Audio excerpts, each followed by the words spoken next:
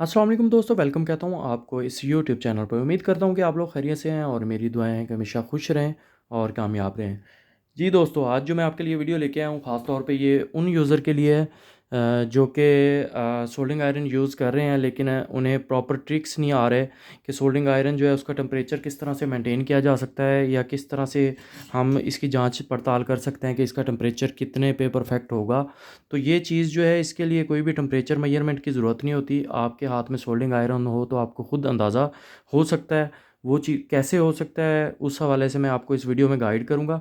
और यकीनन अगर ये वीडियो आप देखते हैं तो इसमें काफ़ी और भी पॉइंट्स हैं जो आपसे शेयर करूँगा नियॉन साइंस के हवाले से। और ख़ास तौर पे अगर आप ये सोल्डिंग आयरन को जिस तरह से मैं गाइड करूँगा उस तरह से सीख जाते हैं, तो फिर आपके लिए कोई भी और काम भी जो कि रेलेवेंट है सोल्डिंग आयरन से, तो वो आपके लिए मुश्किल नहीं होगा। तो सोल्डिंग आयरन, जैसा कि इसे काविया भी कहा जाता है, तो इस काविये में ये सबसे पहले तो चीज़ें ये होती हैं कि सोल्डिंग आयरन आपका अच्छा हो, और इसके अलावा ये जो सोल्डिंग वायर है ये आपके पास अच्छी होनी चाहिए। सोल्डिंग वायर अगर आपके पास अच्छी है तो ज़ाहिर बात है कि उससे आपकी जो जितने भी कनेक्शन आपने करने हैं वो परफेक्ट हो सकेंगे और इसमें परेशानी नहीं आएगी आपको। और मेन चीज़ है कि जो सोल्डिंग आयरन है उसका टेम्परेचर जो है वो अगर मेंटेन्ड होगा तो प्रॉपर आप काम कर सकेंगे, वरना ये होता है कि या तो बिट आगे से बिल्कुल जल जाती है जिसकी वजह से ये सोल्डिंग कैच ही नहीं करती, और आप बार बार सोल्डिंग लगाते हैं तो वो गिर जाती है। वो क्यों गिर जाती है वो भी मैं बताना चाहूँगा। इसके अलावा जो हम जब इधर नियॉन को जो सोल्डिंग लगाने लगते हैं तो अक्सर स्ट्रिप जो है आगे से वो टूट ही जाती है। तो वो भी अक्सर होता है, किस वजह से होता है कि टेम्परेचर कम हो तो आप उस पे ज़्यादा रगड़ रहे हो सोल्डिंग आयरन को, तो उसकी वजह से भी हो जाता है। अगर ओवर टेम्परेचर हो तो उसमें भी वो ब्रेक हो जाती है। अगर नियॉन लाइट, ख़ास तौर पे ये है कि स्ट्रिप अगर ज़्यादा हल्की हो या नियॉन लाइट की क्वालिटी हल्की हो, तब ये प्रॉब्लम्स आती हैं। लेकिन जो चीज़ मैं गाइड करूँगा इसमें सोल्डिंग आयरन के हवाले से, उससे आपका वो भी मसला हल हो जाएगा। तो उसमें करना क्या है आपने, उसके लिए मैं बताता चलूँ कि ये अभी सोल्डिंग आयरन जैसा कि मेरे हाथ में है। सबसे पहले तो ये है कि इसको आप नॉर्मल टेम्परेचर अभी जब होगा तो उस वक़्त आपने इसको सफाई करनी होती है, यानी कि थोड़ा सा जब गर्म हो जाता है सोल्डिंग आयरन, ओवर टेम्परेचर पे नहीं जाता, तो उस वक़्त आप किस तरह से इसे कर सकते हैं। नॉर्मली आप जैसा कि ये पेपर कटर यूज़ करते हैं आप इसके लिए, नियॉन की कटिंग के लिए, तो इसकी ये जो सरफेस है ये वाली जो है, इसके ज़रिए भी हम इसके ऊपर से यूँ जो भी इसके ब्लैक स्पॉट्स जो आ जाते हैं इसको रिमूव कर लेते हैं। ये उस सूरत में जिनका काविया या ये जो सोल्डिंग आयरन है वो ख़राब हो चुका है, तो उस सूरत में मैं आपको बता रहा हूँ। इस तरह से जब इसे स्क्रैच कर लेंगे तो ये थोड़ा वाइट नज़र आना शुरू हो जाएगा। और इसका फुल टेम्परेचर नहीं अभी जाने देना। या तो मैंने जैसे आपको गाइड किया है कि मैं ये 60 वाट यूज़ करता हूँ सोल्डिंग आयरन, तो ये सबसे परफेक्ट कंपनी है, बेहतरीन चीज़ है।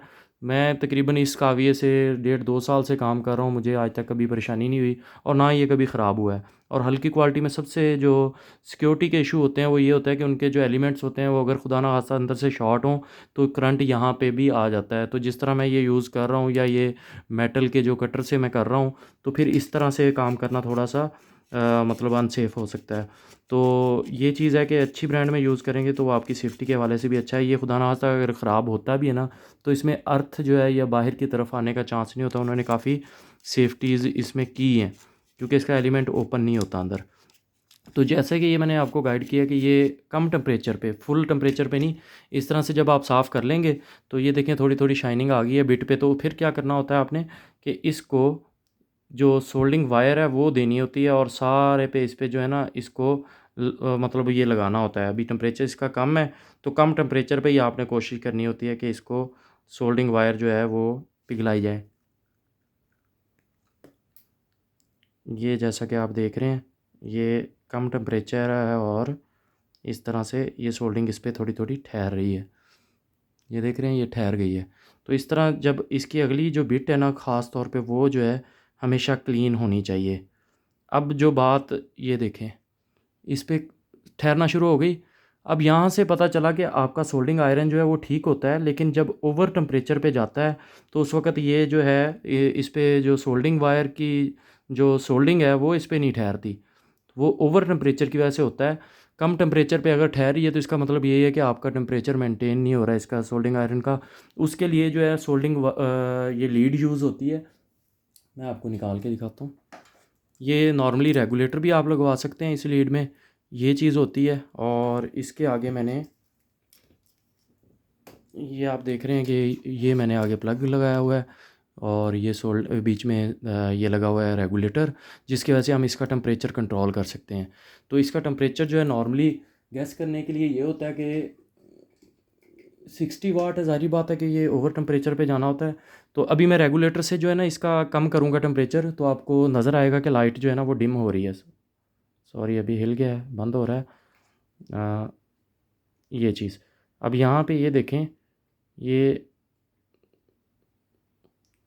ये डिम हो गई लाइट, और सॉरी बीच में हिल जाता है थोड़ा, मैं उसको कवर करता हूँ। ये अभी तेज़ हो गई है और ये देखें डिम हो गई है।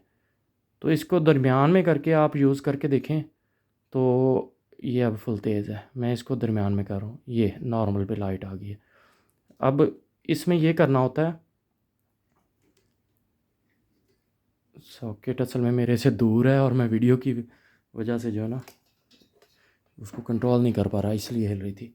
अब इसे मिड में लाइट रखी है और टेम्परेचर हमें नॉर्मल मिलेगा। 60 वाट यूज़ करने का मकसद ये है कि क्यों मैं गाइड करता हूँ, अक्सर लोगों को ये होता है कि वो टेम्परेचर जो है ना प्रॉपर नहीं मिलता, उसकी वजह से भी टांके सही नहीं लगते, या मोटी वायर कहीं लगानी पड़ जाती है, या मेन वायर जो कनेक्शन की लगाते हैं हम आउटपुट के लिए अक्सर, तो उसके हवाले से भी इशू आ जाता है कि वो टांके सही नहीं लग रहे होते।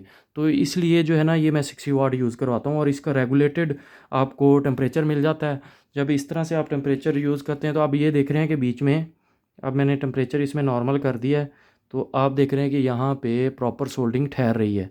तो ये जो सोल्डिंग ठहरना जो है ना, यही इसका एक फ़र्स्ट ट्रिक है कि इसमें आपको अंदाज़ा हो गया कि ये जो है ये देखें इसकी बिट जल नहीं रही, तो इसका मतलब टेम्परेचर इसका नॉर्मल पे है।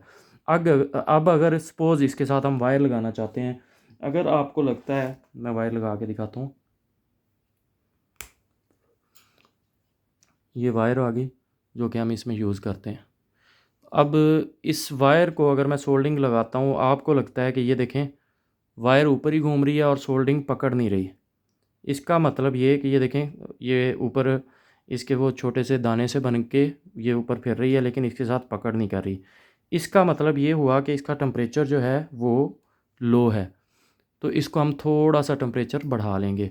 किस तरह से? वही रेगुलेटर से। मैं इस लाइट को आप गौर कीजिएगा, मैं कोशिश करता हूँ कि इसमें ये अब इसमें मैंने थोड़ा टेम्परेचर बढ़ा दिया, ब्राइट थोड़ी सी तेज़ हो गई। ये सिर्फ लाइट की वजह से हमें इंडिकेशन मिल रही है, लेकिन आपको लाइट से नहीं, आपको इस चीज़ से जज करना है, क्योंकि कोई भी सोल्डिंग आयरन अगर आपके पास है तो उस पे आप किस तरह से इसको जज करेंगे, वो चीज़ मैं बता रहा हूँ। अब ये देखें कि इसमें ये प्रॉपर पिघल नहीं रही। ये नज़दीक से मैं दिखाता हूँ, ये सोल्डिंग प्रॉपर पिघली नहीं है। तो जब ये प्रॉपर पिघलना शुरू हो जाए, अभी थोड़ा सा टाइम लेगी। और ये भी ख़ास ख्याल रखा करके जब आप सोल्डिंग आयरन ऑन करते हैं तो कम से कम 5 से 6 मिनट इसे ऑन रहने दें, उसके बाद वर्किंग स्टार्ट करें। अदरवाइज़ आप कंफ्यूज हो जाएंगे, आपको अंदाज़ा नहीं होगा, उसका प्रॉपर टेम्परेचर अभी हुआ नहीं होगा और आप पहले इस तरह से एडजस्ट करने की कोशिश करेंगे तो आपको अंदाज़ा नहीं होगा। इसलिए अब मैंने थोड़ा सा इसका टेम्परेचर बढ़ा दिया है। अब मैं इस वायर को इसमें नज़दीक ला के कोशिश करता हूँ कि ताकि आपको क्लियर नज़र आए। अब ये देखें कि इसको मैं ये लगाने की कोशिश कर रहा हूँ, तो अब उस तरह से नहीं हो रहा, क्योंकि टेम्परेचर मज़ीद इम्प्रूव हुआ है। सोल्डिंग वायर जो है उससे मैं फ़्रेश सोल्डिंग लगाता हूँ। ये देखें, अब ये कि प्रॉपर ये मैं इसे लगा रहा हूँ तो फ़ौरन पिघल रही है। ये देखें ना, सोल्डिंग पिघल रही है, लेकिन जंप करके उतर नहीं रही। अगर जंप करके उतर रही होगी स्पीड से, तो इसका मतलब ये है कि ओवर टेम्परेचर पे चला गया सोल्डिंग आयरन, तो जिसकी वजह से आपको काम करने में मुश्किल होगी। अब इस वायर को मैं लगा रहा हूँ सोल्डिंग, तो आप गौर करें कि इस पे प्रॉपर लेयर की शक्ल में, बिल्कुल बारीक लेयर की शक्ल में पूरी पे फैल रही है। अब दूसरी पे मैं करता हूँ, दूसरी पे भी इसी तरह, ये देखें प्रॉपर जो है इस पे ठहर रही है। तो ये चीज़ जो बताने की थी, इसमें अब ये प्रॉपर टेम्परेचर पे ठहरा हुआ है। अगर लगता है कि आपको कि ये कली कच्ची रह जाती है, जो इसकी ये ऊपर सोल्डिंग लगाई है और ये प्रॉपर पिघल नहीं रही या भुरभुरी हो जाती है, तो फिर आप इसका टेम्परेचर बढ़ा लेंगे।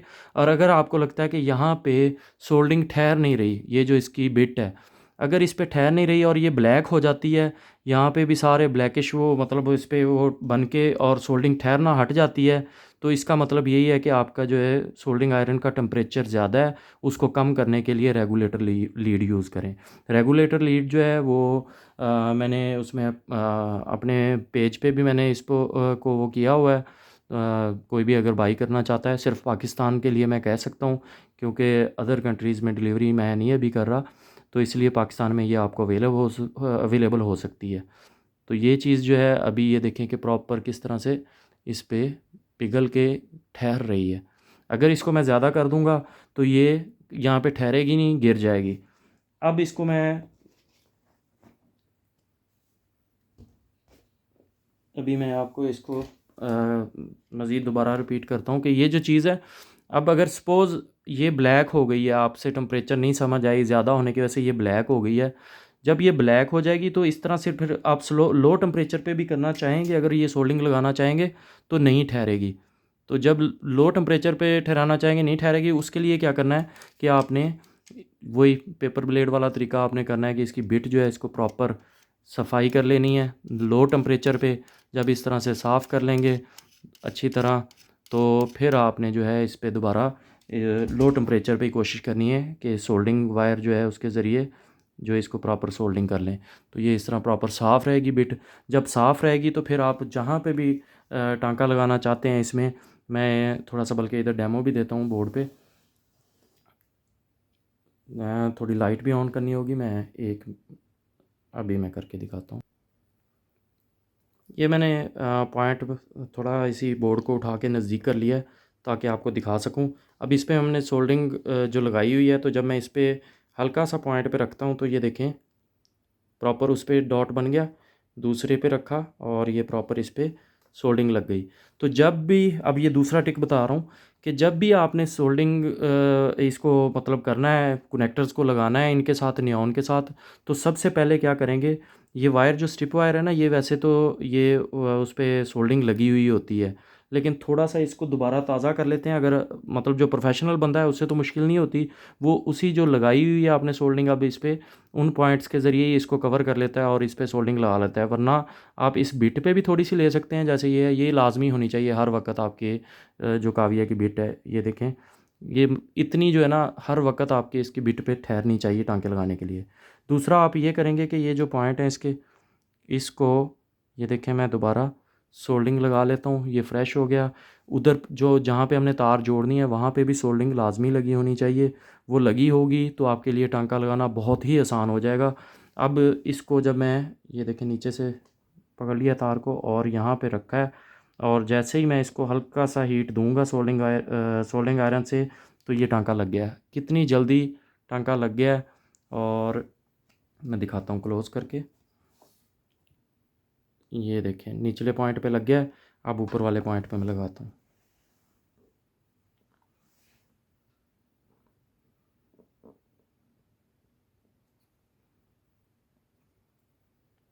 अब ये देखें, मैंने दोबारा रिपीट इसलिए करता होता हूँ कि कोई इसमें शक ना रहे कि कोई टांका या उसमें लूजिंग ना रह जाए। तो प्रॉपर दोनों जब इंसुलेटेड होंगे ये इससे सोल्डिंग वायर से, सोल्डिंग से, तो टांका हमेशा मज़बूत लगता है। थोड़ा घुमा के दिखाता हूँ। अब ये परफेक्ट लगा खड़ा है और दोनों पॉइंट जो हैं वो परफेक्ट हो गए हैं। इसमें मेन चीज़ जो बताने की थी कि अगर आपका ये बिट का टेम्परेचर नॉर्मल रहेगा जितनी की ज़रूरत है, ओवर टेम्परेचर पे नहीं जाएगी, तो ये ब्लैक नहीं होगी। ये देख रहे हैं कि जहाँ पे अगर ये खाली भी हो जाती है, इस पर सोल्डिंग नहीं ठहरी हुई, तो तब भी ये ब्लैक नहीं हो रही। तो ये चीज़ ये देखें फ्रेश फ़ौरन ले रही है, ये देख रहे हैं बिल्कुल प्रॉपर पिघल रहा है और ये बिल्कुल नॉर्मल टेम्परेचर पे है। जहाँ पे ये नॉर्मल लगे आपको, वहाँ पे आप रेगुलेटर पे निशान लगा लेंगे, और ताकि जो है आपका अगर रेगुलेटर कभी मूव हो भी जाता है, उसको आप तेज़ या कम करते हैं, टेम्परेरीली ज़्यादा टेम्परेचर देने की कोशिश करते हैं, तो उस सूरत में ये है कि आप वापस उसी निशान पे करके नॉर्मल जो आप रेगुलर रूटीन में जो काम कर रहे हैं उस टेम्परेचर पे इसे मेंटेन कर सकेंगे। तो ये जैसा कि अभी मैंने दूसरे पॉइंट पे लगाया है, तो थोड़ा सा ये बताने का मकसद ये है कि थोड़ा आपकी जो है ना प्रैक्टिस जो है वो प्रॉपर हो सके।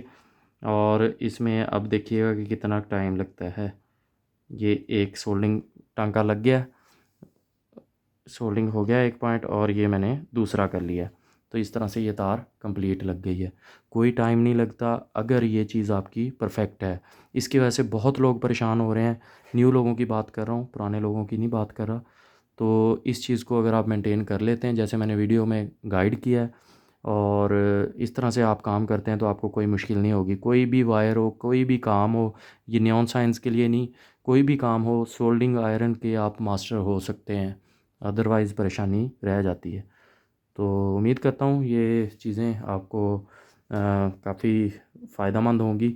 इस प्रैक्टिस को करने की कोशिश करें जिन लोगों के साथ भी ये मसला मसाइल था। तो बाकी दुआओं में याद रखें। इंशाल्लाह मिलेंगे फिर नेक्स्ट वीडियो में। अपना ख्याल रखिएगा। अल्लाह हाफ़िज़।